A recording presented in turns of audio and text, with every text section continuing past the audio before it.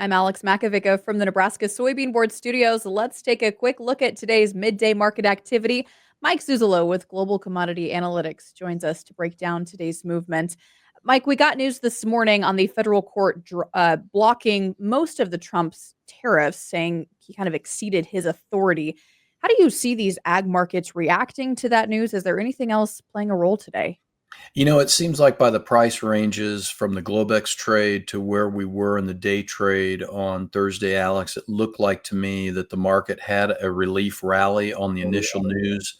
But then as we got into the morning trade Thursday morning, more news was breaking that the Trump administration will probably use different avenues of getting the same thing done, like a Section 232 tariff is what it would be called. So it's something to maybe break down a little bit more in our channel. Final bell issue coming up here this afternoon.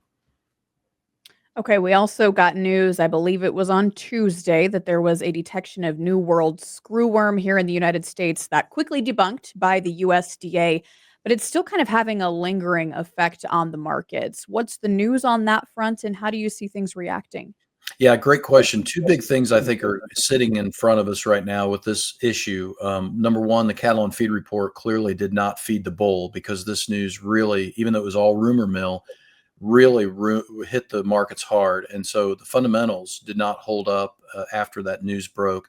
So that's point number one. Point number two is it also shows we do have a screwworm premium in the feeder cattle. Now that comes in on the back end of that comes the news from the USDA chief veterinarian on Wednesday afternoon that this import situation where we don't bring in any Mexican feeders could go all the way to the end of the year. I think that was a price-friendly, bullish piece of news. So we see a big contrast between the cattle heading into the end of the month and the grains, which are now pulling weather premium out here at the end of the month, and the weather bulls kind of running for the hills in corn and beans.